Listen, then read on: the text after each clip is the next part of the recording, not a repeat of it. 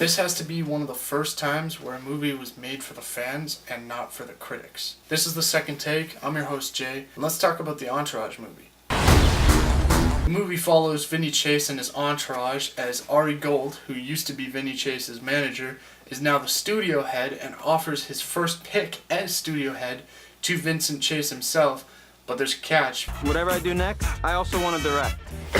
Now, it hit all the right notes. The cast was perfect, they worked together, they had such great chemistry. The movie picks up a couple months after the series, but the great thing about the movie is that you don't actually have to watch the show to understand and enjoy the movie. This truly was the finale that the show deserved. It works perfectly as an extra season if you want to put it that way. They managed to take a 10-hour season and cram it into 2 hours, and it works fluently. Let's talk about what was great about this movie. Now, the cast is phenomenal. They've worked together for years, and at this point, there isn't even a question of if there is chemistry in this group because they feel like family. The movie didn't feel like the story of Vincent Chase. It felt more like the Entourage's movie. It had a great balance of characters and development with those characters. You had Turtle trying to fall in love with Ronda Rousey, Johnny Drama's last attempt at stardom, E trying to finally close the deal with Sloane, all while she's about to give birth to his child. And even Vincent Chase's storyline of trying to get his first movie made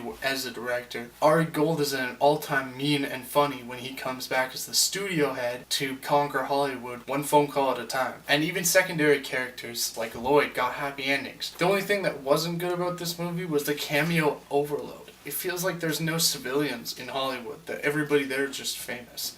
Every time Ari Gold was rushing somewhere, some other celebrity started interrupting him and got their 2 cents in. It was a lot. It was like every celebrity was in this movie. Also, this movie takes place about 8 months after the season in 2011 ended, but they make references to movies and events in 2015. That was weird. Besides that, the only other thing I didn't like was that Sloane and E got back together because it was one of the worst parts about the Entourage series, in my opinion. It just was on and off and on and off. It's like Rachel and Ross in Friends. By the time they actually ended up together, I didn't care. But Entourage was a great movie for the fans, and it was actually pretty enjoyable for people that haven't seen the series. So I'd say check it out. Give us your opinion on what you think, but personally, I thought it was great. I think everybody can enjoy this movie whether or not they've seen the show. Post a comment below and let us know what you think. This has been The Second Take. I'm Jay, and as always, thanks for watching.